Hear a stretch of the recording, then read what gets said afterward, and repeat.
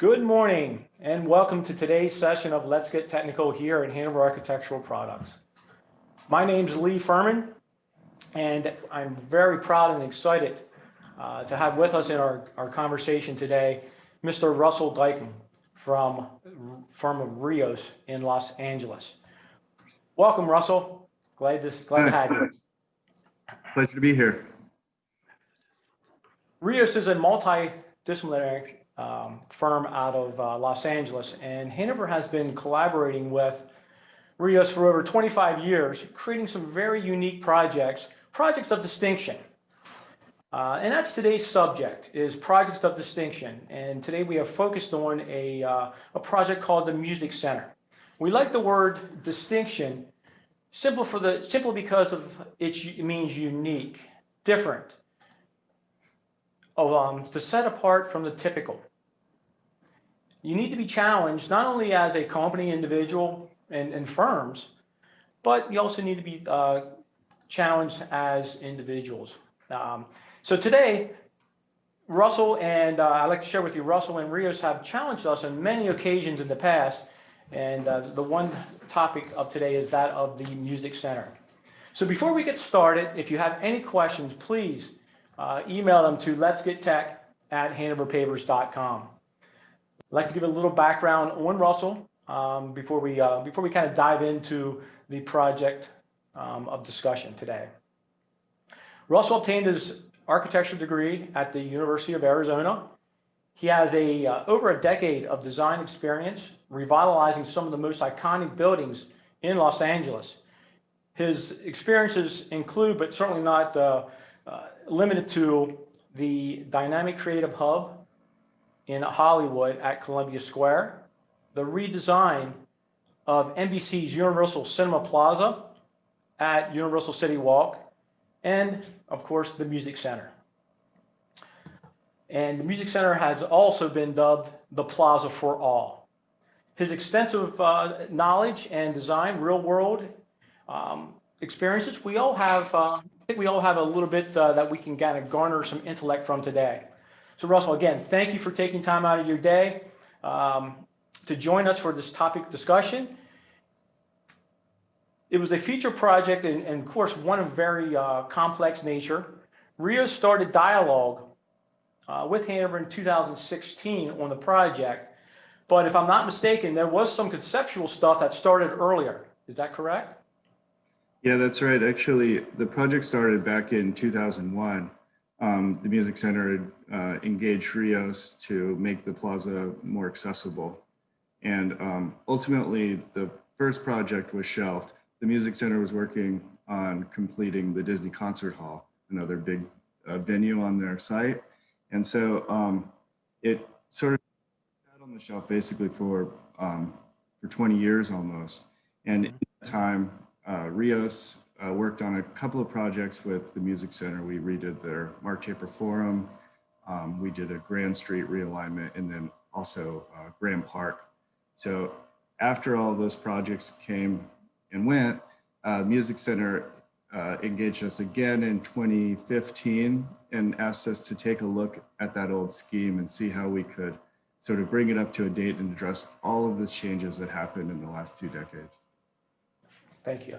Yes, so 2016, we started, again, talking about some more along the lines now of design development aspect of it. And then the project was ultimately completed in 2019.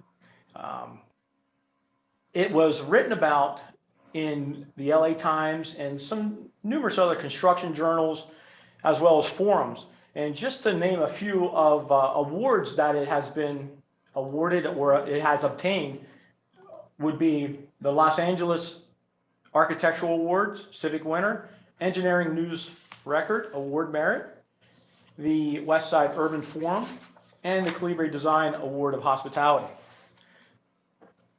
So with that, Russell, can you give us some background on the project and what was the major premise of your design and the renovation work at the plaza? Sure, thanks. So as I mentioned, the original idea was just simply to make the plaza more accessible. it has a sort of a sunken center that's 2 feet below the entrances to both of the pavilions on either side. And so they wanted to raise the plaza so we had like a clean, straight pass through that really connected the two buildings and was more accessible for all. So that was the original idea. And then after sort of all of the changes that happened in the neighborhood, sort of brought in a couple of other important things. The first of which was the sort of the realignment, making Grand the main entrance to the plaza where it used to be Hope, which was on the other side of the street. So creating this new entrance and connecting it to the park, to the civic center of the city and making it more engaged. So that was the sort of the second, we called that the creating a new front door. And then thirdly, and this is probably the one that's the most interesting for the paving, was they wanted to create outdoor music venue so that they could set up stages anywhere on the plaza that they'd like and could have up to 5,000 person concerts. So sort of Coachella level stages that will be put on top of the plaza. Awesome. Incredible. Yeah, and what a front door it has created, for sure. Beautiful, beautiful application. I know you said that the original deck was sunken about 2 to 3 feet below the structure, and there again, that was the original design, that you had planters that stuck up, and it was kind of difficult to get down and walk, especially those with handicap, to make that area accessible to them. And now we made it a plaza for all to utilize and enjoy. How was raising this deck accomplished, and to not only allow pedestrian foot traffic, but also the forklift truck traffic to set up these venues? Yeah, so the creation of making this really possible to use as a music venue was definitely the biggest challenge of the project. And so the programmatic requirements included power and tech connections anywhere in the plaza to support the stages, the gravity loads, as well as the uplift, and then the forklifts to set up. So to make things even more complicated, this is an existing 50-year-old structure, and because of the new structural codes, we weren't allowed to add any additional weight to the plaza. So that's where the pedestals came in. And so what we did is we engaged an engineer who was sort of an expert in this style or this type of construction, mostly building indoor stages on pedestals. But so they're steel pedestals. And so there is a grid of those that run the entire length of the plaza. Underneath those is where they're able to run all of the power, data, connections in order to plug in for the equipment. And then on top of that is a steel grate, and then of course the finish pavers on top of that. So it all had to be accomplished within this very tight, 2 foot depth, and then with I believe our the weight restriction was something like 50 pounds a square foot. So it's this very, very, very challenging set of criteria that really took our entire team putting our heads together to figure out. Absolutely. You can see there in that photograph how that you have a super elaborate pedestal system with the rails, and how you were coming up and meeting the top elevation of those planters. So it was certainly a task to be had, and you guys certainly rose to that. So now changing over to the idea of the pavers, the visual aesthetic. What ultimately was your design inspiration for the project? The functionality of it, as well as the visual aesthetics and the textural tones. How did you come to grips and come up with that pattern? So the original pattern itself was inspired by Starburst patterns by Tony Duquette. He's a Los Angeles artist and interior designer. And there's these, a lot of his work is inside the Dorothy Chandler Pavilion, which is a very modern building, which uses these really ornate patterns in a way that is really beautiful. And so we wanted to sort of do our own take on that idea. So that is sort of what the diamond pattern of the music center itself was based on.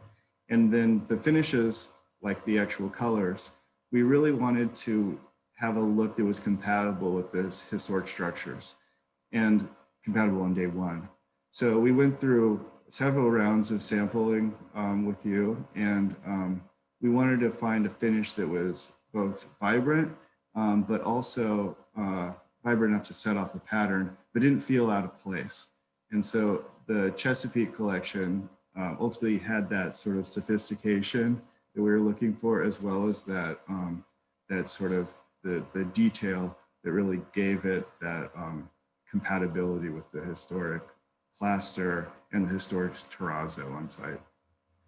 It is a very welcoming space because, not only the pattern design, the colors and the textures, but, then you also have like the fountain features that you were able to allow us to kind of cut some holes in to allow that water feature and light feature to kind of really exemplify come the evening hours. And a lot of people can go out there and enjoy that Plaza deck as well. So then moving on, Rios started collaborating with Hanover in 2016, like I alluded to earlier. Due to its project complexity and unique construction method, and as far as I know, there's no other construction project that pavers are sitting on a metal grate system that will allow the functionality of forklift truck traffic. So with that, after all this years of design studies, conversation, tests, mock panels, the project was finally completed in 2019 with a collaboration of Mac Construction, Barzani Stone, and American Hydrotech. What was your deciding factor to use the Hanover Architectural Products system? Well, from the very beginning, we knew that we needed more than a paving supplier. We needed a design partner, and we know that we've had that relationship with Hanover in the past, and so you were immediately the first person that we thought of when we were thinking of this collaboration effort. We also knew the tremendous time and the challenges that we would be facing. I don't think we actually really knew as Yeah, for sure, as it was going to be. But because of that, the nature of the project and the fact that we were learning while we were implementing the system, we had to have a company like yours that could really endure those bumps along the way. We had the destructive testing, the site mock-ups, and at times like significant setbacks. And we really appreciate having a company like yours that can sort of work with us through all of that. And I think in the end, the product speaks for itself. Speaks for itself. It really does. And thank you for those words. It was certainly a team effort. That's for sure. And I believe, I think you made a comment, earlier during the construction process. I believe at one of the mock-ups, you went to, I believe, about Mac Construction and one of the foremen and the lead guys and said, "What if this doesn't work?" And what was the response? Yeah. So shout out to Chase Newald, the site super, and he really was an exceptional superintendent. But yeah, we were in the construction trailer the morning before the mock-up was tested with the forklift, and I was really nervous. And I just was like, "Chase, what if this doesn't work?" And he goes, "Think about all the people that poured over this thing. It has to work. It has to work. It has to, and it is. It does, and it is. So, and hats off to Chase and the whole team for sure, for kind of putting us all a little bit more at ease. So, as I understand it, the project ultimately cost about in the neighborhood of $41 million to endure the total renovation of the complete Plaza deck. Just out of curiosity, is this one of the most complex projects that you ever worked on? It may not be the most complex, but it's certainly the most complex per square foot. I think that one thing that's really the really exceptional thing about the project, and what makes it so important in my mind, is that you see the plaza now, and you would have no idea all of the effort that went into making it the way that it is. I think of like a tourist visiting, and you have the fountain coming out of the water and the trees poking out of the paving, and everything is on structure. So it's almost like a secret for us that we know what we went through. And that someone visiting it is just like, oh, this is a really nice space. It's so effortless. But that effortless took a lot of effort to get there. It took a lot of heartache and pain and trials and tribulations for sure. So ultimately then, just out of curiosity, how do you feel about the role that Hanover played in the project? What I mean by this, in your opinion, do you feel that Hanover was there and supported the entire team from Rios, American Hydrotech, Mac Construction, and Barazani? You know, where we were there to assist and collaborate with everyone from that conceptual stage all the way to laying that final paver. Yeah, and I mentioned earlier, I really feel Hanover was a teammate on the project.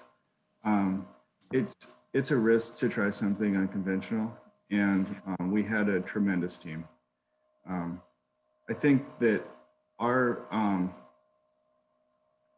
those really big meetings that we had, where sort of everyone was at the table, sort of, and a lot of times they were, okay, what's the worst case scenario? What is the worst thing that could happen? And then we sort of back up from there. Okay, well, let's take one challenge at a time and then just work all the way through it. And I feel like it's really important to have everyone on board when you're going through something that challenging. And Hanover and Hydrotech were there for that. Absolutely. Yes, we were. And, you know, everybody was there for one another. And thank you for allowing us to be part of this. And so, you know, there again, you know, we just kind of had these little chats on these technical Tuesdays. And so I don't want to take up too much of everyone's time. Russell, thank you. Thank you for joining us today. Thank you for your incredible support, your kind words, your faith in Hanover. And we were extremely grateful to be part of this project. Not only just to be part of it, but to, you know, to inspire others, to, you know, innovate others, to kind of, you know, take a stand and do something new. So thank you for your time today. I know that Rios, as well as many other designers, are always up to that challenge that difficult projects can present. Always looking to push that design envelope to create something different, unique. Please remember, guys, that we are here. Hanover's here for each and every one of you designers, design professionals, owners, and contractors out there. Hanover would love to collaborate with you and work alongside to create that next project of distinction. Again, Russell, thank you for joining us here today. It was an absolute pleasure seeing you and have you here with us. Please stay safe and healthy. And Hanover really appreciates everyone else that joined in today for tuning in. I hope you enjoyed this as much as I did. 2 weeks, please join Dan Utz and Laura Cheney as we talk about Hanover porcelain pavers. Again, any questions about today's session, email us at letsgettech@hanoverpavers.com. And until then, thank you and God bless. Thanks. Thanks, brother.